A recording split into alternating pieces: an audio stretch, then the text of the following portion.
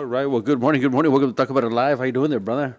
Good, good. Good. It's been a couple of weeks, 2 or 3, right? I think since we've been able to get together. We've been busy doing a lot of things, traveling, whatnot. I've been going back and forth and through here in Texas, and it's was in Washington D.C. a couple of weeks ago, and so I had an awesome time over there. And just man, we got a lot to catch up on, right? Yeah, a lot of stuff happening, man. A lot of stuff happening, and well, you know how I guess you survived DC, man. You're back over I here, bro. did. I did. I survived DC. My wife and my daughter, my son-in-law went with me and did some stuff over there, and really had a really nice time. And got to go visit West Virginia, one of my favorite places, Harper's Ferry. I really love the history over there. I'm a big Civil War buff, so I went to go hit up Antietam. Battleground as well, and didn't get a chance to go to Gettysburg, but maybe next time. But hung out in Harper's Ferry a little bit, where the Potomac meets the Shenandoah, and where John Brown had his revolt, and it's amazing to see all the history over there. Even in D.C., going to various places and visiting. It seems like I never get tired of visiting our history, Yeah. and seeing everything that like in the Capitol, the rotunda and the Judeo-Christian background that our nation has, and had embraced quite emphatically at one point in time. But then, Frank, I got really sad as well at the same time, because I think I shared with you, we were driving down, I think it was 15th Street, 14th or 15th Street, and beautiful edifices, churches, these amazing architecture and a lot to see. But I was so sad, Frank, and about many of these congregations out there having these social justice issues going on, and promoting, I can't say it any other way, but homosexuality, man. And it was really sad to me, Frank. It was really Yeah. sad to So me. you told me that they were flying the pride flag They're flying the from the pride front of flag. churches up and down the streets. Up and down the street. There was maybe a couple here and there that weren't, but just about every congregation or every church that we passed by was flying the pride flag. I even saw a couple of Reformed synagogues, same thing, flying the pride flag, and it was very, very disheartening, Frank. It was very, very sad. Yeah. Very sad for me. Well, and some folks might be saying, "Oh, look, here we go, whatever." But look, okay, the Bible is clear on that, man. The Bible is very clear on there being only two genders. Yeah. The Bible is clear on the role of man and woman sexually. Yeah. In society, as a foundational aspect of life in the human world. Yeah. A man and a woman form a family, they procreate, and that's the very foundational aspect of society. It is, and I want to make it clear. I always tell our, bringing up our kids, our children, in the Word of God, and what the Scriptures say about sin, and I just want to make it clear. I'm not out there hating people we're who not are, hating. homosexuals or anybody trapped in that lifestyle. But the reality is that it's contrary to Scripture. It's contrary to Scripture, and it was very, very sad, because the agenda that is being perpetuated out there with all this. I don't even know all the initials now or the acronyms now, but there's just so many. But the idea, the agenda that's being perpetuated out there is going after our children, and it's very open. It's very overt. What is happening in our schools and in our halls of government? I mean, the White House, which I believe was a violation of the flag law. Biden administration flew the pride flag there at the White House, and it was very disheartening anyway. I mean, and overall, praise the Lord, the trip was wonderful. We I got to meet our first day there. I got to meet a gentleman named Enoch, a very awesome man who was a former Muslim, came to faith in Yeshua, and man just now loves the Jewish people, and wants to take the gospel out to the world, and had some awesome experiences. But it was just very, very disheartening. And then on another note, it's very interesting, because the United Methodist Church is going through a huge breakup right now because of that very issue. Yeah. Because of that very issue. I think they said hundreds, if not thousands, of congregations are leaving the United Methodist Church of the United States. Oh, wow, man. Wow. Yeah, and so, the The church is certainly, bro, our church is certainly, bro, our because of what you just said. And we've said it before, every aspect of human society, human institutions, government, etc., has been infiltrated by godless, globalists, and different components of that. You have communists, Marxists, authoritarians, totalitarians, etc. Right. But it's been infiltrated, and certainly the church is not exempt from that. The church is not safe from infiltration by the evil forces, because everything in this world boils down to light and darkness. It boils down to a fight between good and evil, man. You can wrap everything up in that, bro. And so I'm not surprised. And as a matter of fact, a lot of these churches are also involved with the invasion at the border. You're exactly right. You're exactly right. So it's under misguided, principles, bro. They think. And look, hey, you're going to take some heat from people. Folks are going to get mad, but there's a lot of people that are aiding and abetting this invasion at the border, man. Church people, religious people, spiritual people, whatever you want to call it, that are very much involved in this invasion, aiding and abetting, providing aid and comfort, furthering the illegal entrance of people into our country, and they're doing it under misguided theology. Quite honestly, bro. Yeah, and nobody should be turned away if they are in dire need of help or need of food or things like that. We don't turn people away in our congregation when they're in need. Matter of fact, we give to many causes in regard to that. However, we do have laws. We have laws, and one of the laws is to protect our borders and to defend our borders. And there's a reason for that, folks. We've talked about it many times in this program. I think it's an ongoing theme in this program, but we've talked about it many times that illegal immigration does no one any good. It does no one any good. It doesn't benefit anyone, including the illegal alien, Frank. And I think a lot of people don't realize that because, the biggest argument is, well, they're coming over here to find a better way of life.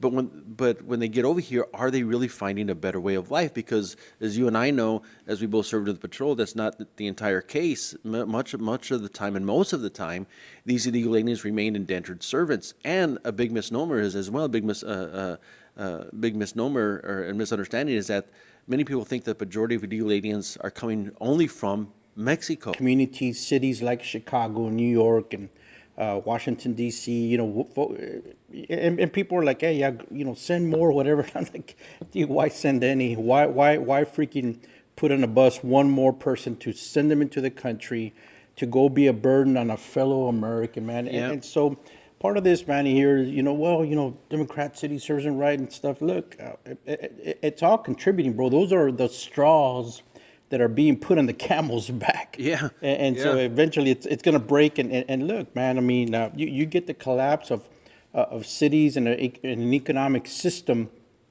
and all this freaking pushing forward and putting people on buses and furthering them into the country and paying for services for them. Look, in California, bro, they are now talking about a $300 a week. A week, yeah. $1,200 a month per illegal alien out of California taxpayer dollars. And look, if people will say, hey, California serves you right. Look, folks, we are the United States. We cannot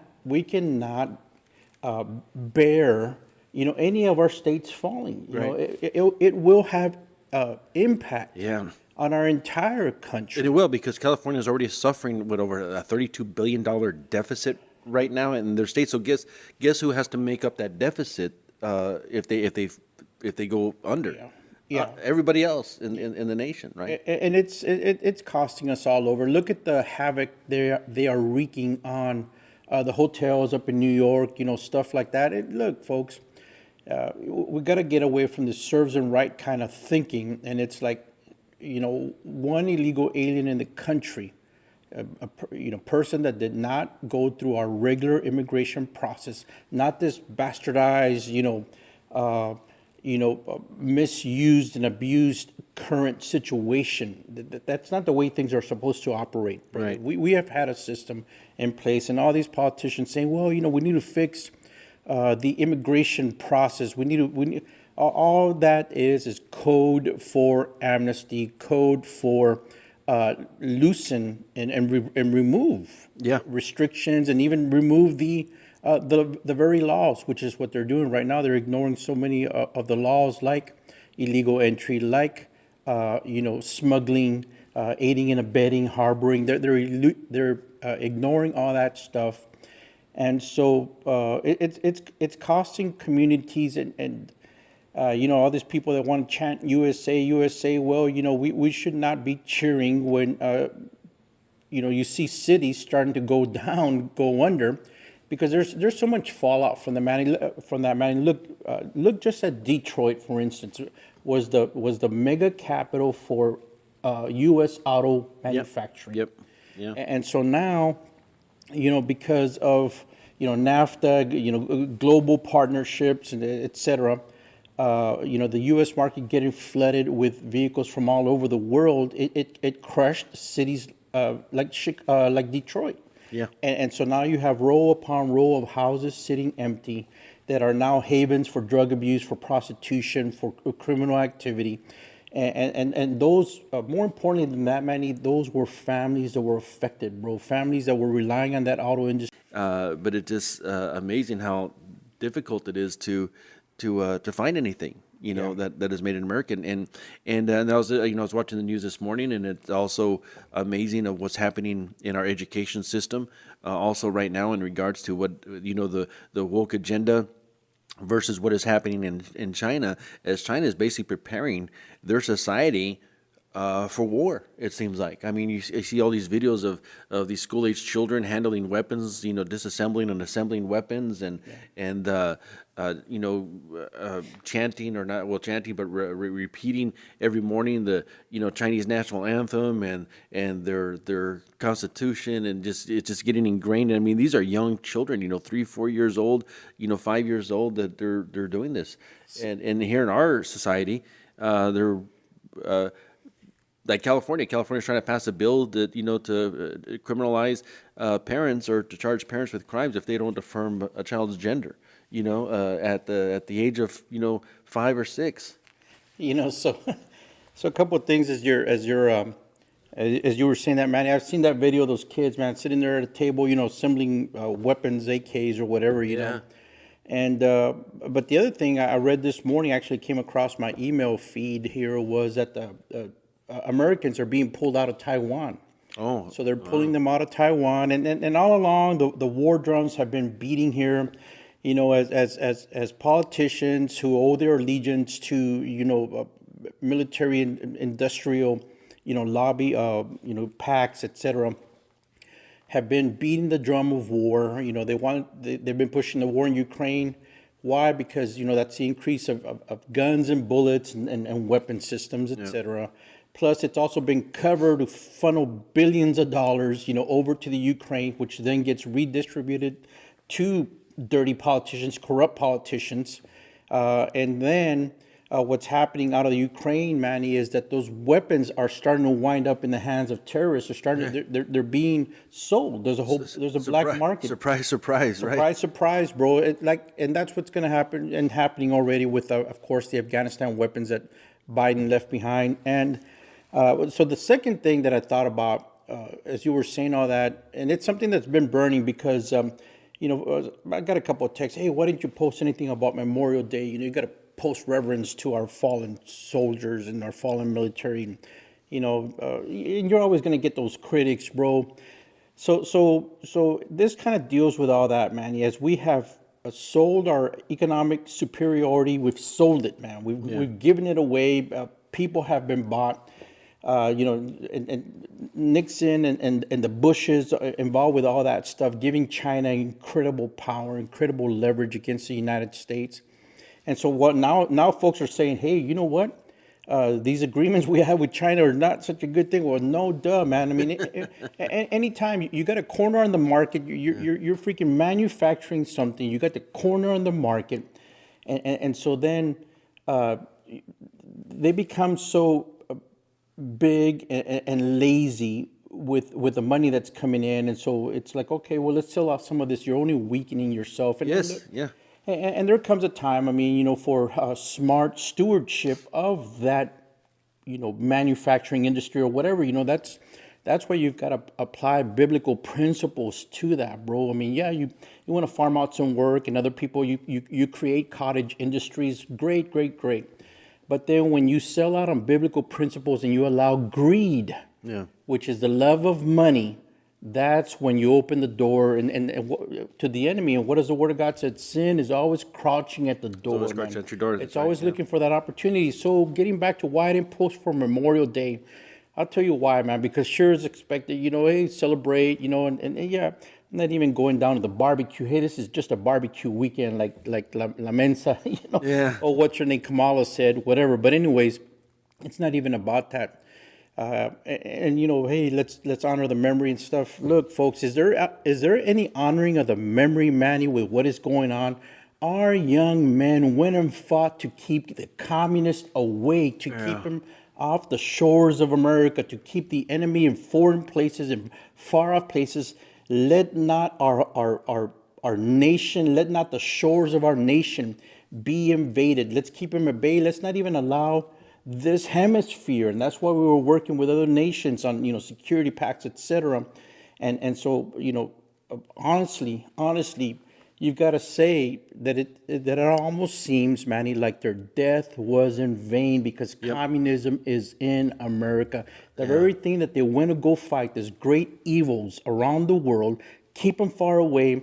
They're in here anyway. So was their death in vain? It's amazing. It's amazing you say that, Frank, because my wife and I and my children were in D.C. We were talking about that. We went to visit. Every time I go to D.C., I go visit the Tomb of the Unknowns, and the remains of the unknown soldiers that are there in the Tomb of the Unknowns are remains from soldiers who fought on foreign soil, Yeah. right? To make sure that communism, and socialism, didn't reach our shores. Yeah. And as we're watching this ceremony, and every time I watch it, it brings tears to my eyes. Being a veteran, an Army veteran, it always brings tears to my eyes. And then when I was there was a whole bunch of Vietnam veterans there and Korean War veterans there, from Honor Flight. Honor Flight is an amazing program where this nonprofit organization flies out veterans from various wars for free, basically, to go out there and see the monuments and visit the monuments. But there's a whole bunch of them there, and it brought tears to my eyes as well because my father was a Vietnam veteran,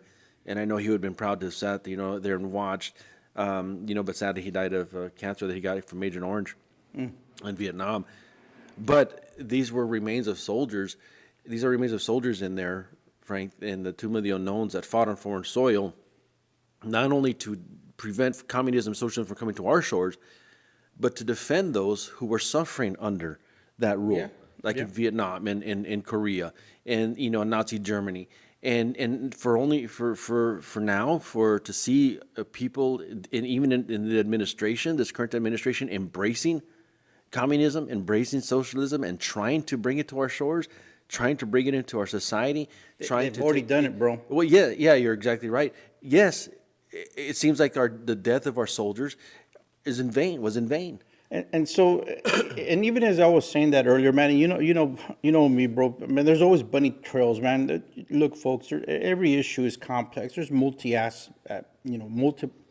facets to these issues. But even as I was saying, was it in vain? Well, look, for the people that were liberated, of course not. For the people that were liberated by American forces, they cheered. They were so happy, that the Nazis were being, removed from oppressing, Europe, basically. Yeah. And so, of course, but look, the primary aspect to this, and of course, there's underlying, once again, a bunny trail, underlying issues. Who wanted this war and who was going to benefit from war, etc. But our young men went believing in certain principles, and part of that is that we have got to keep godless communism away from our country. Yeah. And so that was where they went and fought. So many of these young people, they saw the great evils of the Nazis. We were shanghaied. We were bombed by Japan. surprise attack on Pearl Harbor. So hey, look, there's evil now coming from the West, etc. So the Far East, and so they had to, raise up troops and weaponry equipment to go fight on multiple fronts. And of course, man, there are going to be those underlying issues, Manny. I mean, of who wants wars, and you could continue boiling it down to good versus evil, man, because people with evil intentions want war, etc. Hey, for the most part, we want peace, but there comes a time, Manny, when you have got to push back and you have got to fight back against evil, man. Yeah. And so our young people at that time, they didn't have the full picture. And so they went, believing, hey, let's keep communism at bay. Let's keep the Nazis at bay. Let's fight against that. And then we get into this whole Cold War thing here and all that stuff. But now it is on our shores, Manny, and it's infiltrated every aspect. It's even infiltrated our government everywhere, man. Churches, educational system, and we've talked about this, but now we've got some very stark, examples of that. Real quick before I forget, man. Yesterday we're making a kind of a big deal about property. Filing your appraisal protest forms so that you could protest, property taxes, and for us here in Texas, it's been going on for a while. For us in Valverde County, Del Rio specifically, yesterday was the final deadline. But so, somebody asked me, hey, well, why are you making a big deal about it, Frank? They can't remove taxes. Look, we can do a lot of things, man. We can do a lot of things. You go back to I read somewhere. Look, we've always had property taxes of some kind. But the fact of the matter, Manny, is that it's gotten so onerous. It is so burdensome on families, man. It is such a huge weight. I went and witnessed last Tuesday at the Valverde County courthouse as people's homes were auctioned off, man. Wow. People's houses, people's homes, memories, families being raised there, et cetera, the history, all of that just being auctioned off. And in Canada, Manny, to our north, I was reading about homelessness, because once that's kind of the aim. They don't want you to own your own house. You're not going to own your own house, man. You're going to be a servant, an indentured servant to the state, and the house you live in is not yours. You're paying to live in it. You're paying for the privilege of living in it. All this about, hey, it's a key American foundational principle that, we're going to own our own land and own our own house. And so many movies have been made about how noble and a dream that is to own your own house. Well, wasn't that the idea of westward expansion, right? When America first began, was to come out and to plot your roots and they were giving 160 acres away, et cetera, the Oklahoma land rush, et cetera, that kind of stuff. But the reality is they don't want you to own your own home. So in Canada, man, I was reading this morning, once again in my email string here, about where homelessness, once you've been kicked out of your house or for whatever reasons, man, you don't own a house, and the other one is poverty. Those are reasons. Poverty and homelessness are reasons to get MAID service, MAID service. And what is MAID, MAID service? Medically assisted in death. Medically assisted in death. In other words, euthanasia. In other words, assisted suicide. Yeah. So poverty and homelessness. Hey, you're of no benefit to society, and you're miserable, and you are you're living a life of agony. And so basically all they have to do is go petition a doctor who's supposed to help protect life, right? Yeah. And then they take it up through the channels and get an approval to basically end your life. And yeah, so that's what's going on. And there's doctors, so much for the oath, of do no harm, et cetera. But so there's doctors, medical personnel that are pouncing on that opportunity. And of course, folks that see other people that see other people as less than human, as less than a benefit to society, are jumping on that. And through the indoctrination, through the conditioning going on, is saying, you know what, man, I don't have a house. I'm so poor. I'm never gonna. Nunca voy a levantar la cabeza. I'm never going to be able to lift my head. I'm never going to get out of this miry pit. I'm never going to get out of this hole. You know what? Maybe death is the final release and the final freedom for me. So I'm going to go get me some maid service, medically Wow. assisted in death service. Well, it's sad. I just looked it up, and it says here 1 in 3 Canadians say you should be allowed assisted suicide. 1 in 3. 1 in 3, brother. I mean, and so this is the stuff that is going on, Manny, that we've been talking about. These are the continuums. If you follow these arguments to their, logical conclusion. In other words, okay, let's just say that what you're saying, let's entertain your argument. Let's follow that continuum to its logical conclusion. Wow. Based on the measurements and the indicators and the dynamics that you're putting into place here. This is the logical conclusion. And so what is going on here is that all this conditioning, all this training, all this setting up the infrastructure, the legal aspects of it, the medical aspects of psychological and social arguments, all for this leads to a society, in this case up North Canada, but slowly you can start seeing it here. Oh in yeah, America. yeah. No, it's gonna trickle down. gonna That trickle down. idea is gonna trickle down because what you do is you take out the human factor, right? And now And life becomes cheap. and life becomes cheap, right? And I'm just reading another headline, Frank, that a quarter of Canadians here are for lethal injection of poor and homeless. Yeah. A quarter of the people in Canada are in favor of this. This is insane, Frank. This is insane because this goes completely against the word of God. Yeah. Right. Where Forces, the media, man, all working together. Let me give you a real quick glimpse into how that works, and we're going to shift, gears here a little bit. Or, anyways, this morning I was listening, doing some stuff on the computer, but in the background I had the news going on, and something caught my interest, man. They were making a big deal about Sean Hannity interviewing Gavin Newsom, governor of California. And so, and so this is how it starts, folks. This is, and it's been going on, but let's just, for the sake of just presentation here, real quick. It's a thin slice, and then a couple of slices, and then multiple slices, and so it's death by 1,000 slices here. Yeah. Fox News, FOX, might as well now be FAUX, fake news, because look, I still listen to him, at least to get tidbits of information and stuff. But what they're doing now is they're turning up the temperature, bro. Because some of the things that the presenters actually said this morning, and it was Ducey and whoever was on this morning, talking about, let's. It's good that we're entertaining this. Hey, we're bringing you the whole coverage and everything.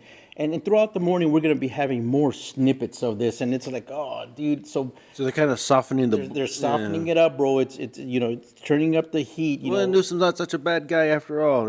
All that kind of stuff. And then even one of the commentators, go look at the segment this morning, folks. I'm paraphrasing for the most part here. But this morning even said, hey, people are saying, wow, if I didn't know any better, this guy would even be a good candidate himself. And so that's how they start turning up the heat. The other person that they had this morning on the show, bro, was a guy that's starting up, trying to start a third major party.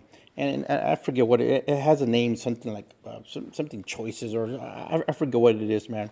But anyways, his premise is that, hey, people don't want Biden, and people don't want Trump. So let's give him somebody else. And so they're actually starting to start a third party. And so that just shows you, look, okay, it's under the top cover, the veneer, the facade of we're presenting the news to you, but what it is. But is it really news? Well, what it is, Manny, honestly, it's a pushing away from the conservative traditional moorings. Mooring, MOOR, is something that ties down a boat, etc. But so they're pushing away, or anchor something. They're pushing away from that, and it's just order on him, or letter.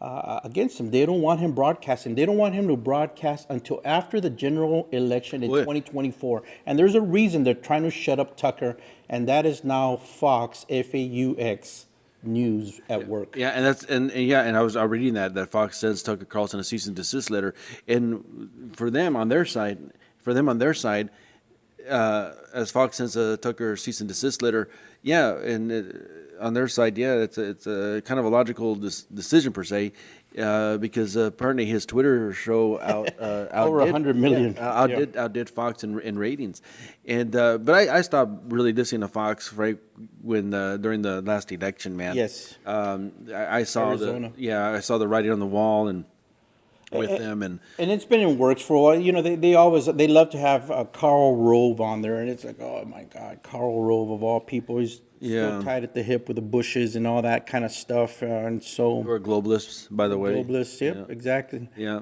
So, folks, I mean, it's gonna, as we've been saying, it's gonna be up to you to go and unearth, go mining, you know, go dig up alternate news sources. Some of it's gonna sound out there,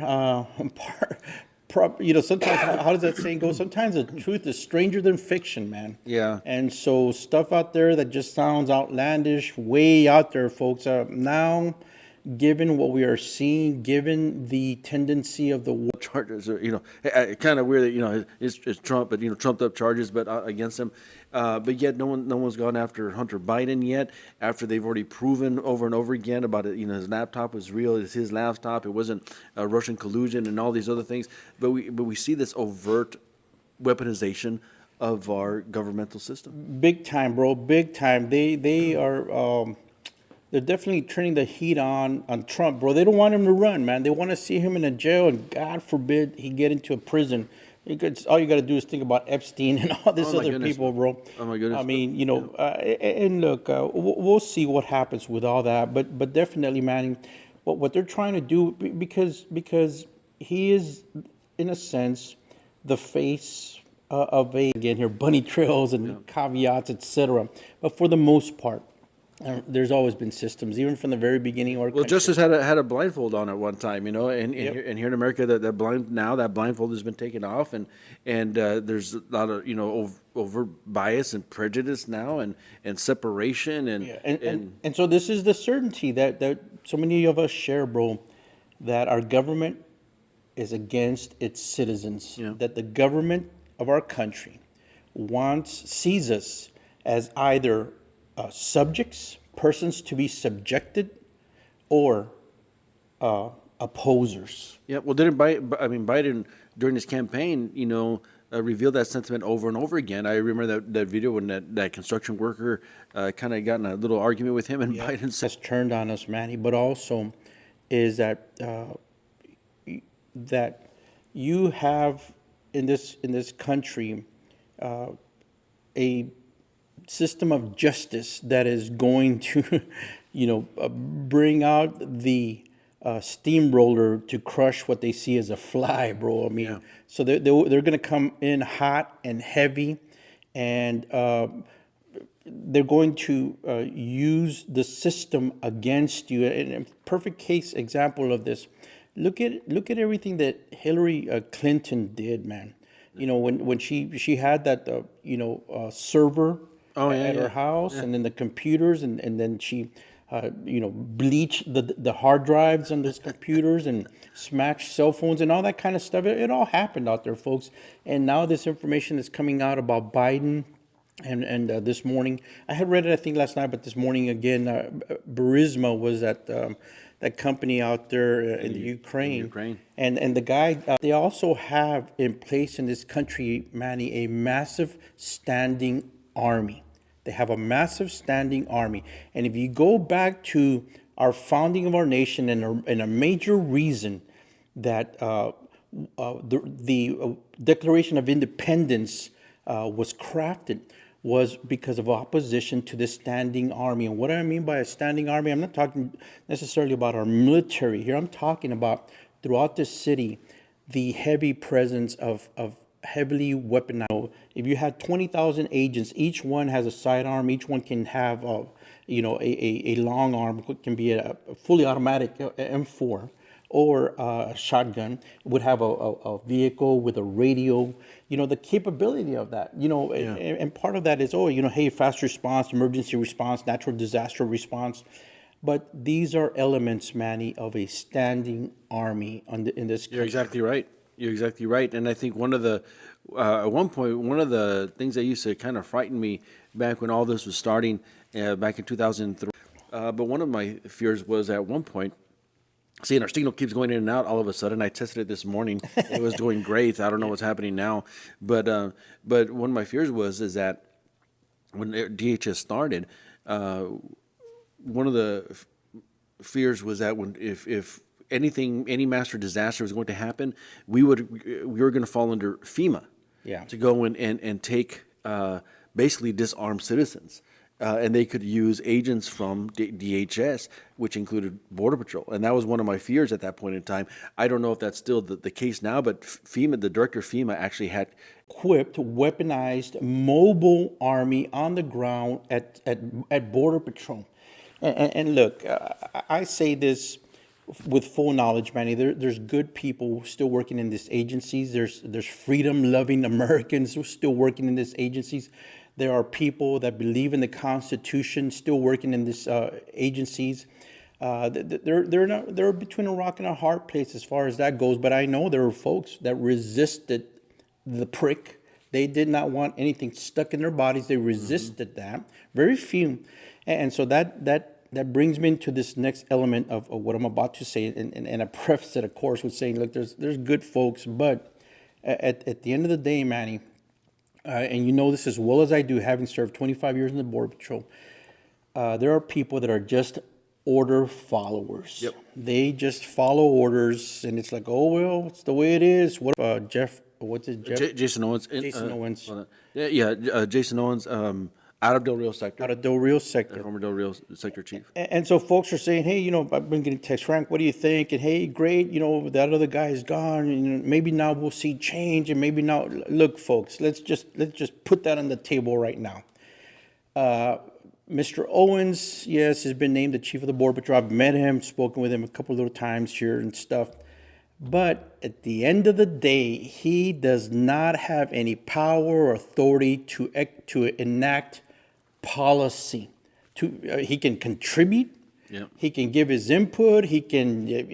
Everybody's gonna die. We're gonna lose, X amount of troops, and all our weapons gonna be taken over by the enemy, et cetera, et cetera, et cetera. Let alone the cost of the taxpayers. But at the end of the day, it's that commander that's gonna say, to hell with the bosses up north. They've lost her up at the top. They lost their minds. I'm not gonna send my troops to that suicidal death. Or, hey guys, the mission sucks. We're all gonna die, but we're gonna do it because they want us to do it. And so, somebody said, man, I feel bad for the guys. Hey, Ortiz, put lipstick on that pig. Put lipstick on that pig. Yeah, hold on. I don't know what's going on all of a sudden. So we've lost the signal, bro. There we go. Okay, here we go. Trying to reset. Okay, we should. Yeah, folks are saying, hey, I keep losing my signal. You're going in and out. Yeah. Losing There we go. Connection. Okay. Yeah. I don't know what to tell you, folks. It's either, just bad connectivity. It's either, the globalists, or it's the devil. Yeah, I don't know what's going on. I tested the signal, folks, before we started this morning. Everything was working fine. It was a really good feed. I even bought some new equipment just to increase it. And what's interesting is that when I'm doing my other services here, podcasts, we're not having a problem. So I apologize for that. I really do. But we're discussing, that Jason Owens, the former chief of the Del Rio sector, is now the chief of the Border Patrol, replacing Raul Ortiz. And Frank, you were saying that Raul Ortiz, the current chief, is about to retire. Continues to destroy our sovereignty. And if you were to say all that, hey, everybody walk out on this day. Yeah. He'd be fired within moments. But anyways, so I don't expect him to do that. But what I would hope he doesn't do is go around like Raul Ortiz did and try to make Alejandro Mayorkas look good because Raul Ortiz did that, Manny, and that's why a lot of agents freaking ended up hating him, because he went out and said, "Hey, Alejandro Mayorkas is a good guy, and he's got your back, and he's the best Homeland Security chief we've ever had," and stuff. And people were like saying, "What in the world?" And so hopefully, Jason Owens, this gets back to you, and folks, and Mayorkas asked And and opening the door wider, bro. I mean, the yeah, guy's a globalist, man. He's a globalist, he and is a globalist. yeah, and we've got so many politicians that are helping him out as well. Hey, folks, it's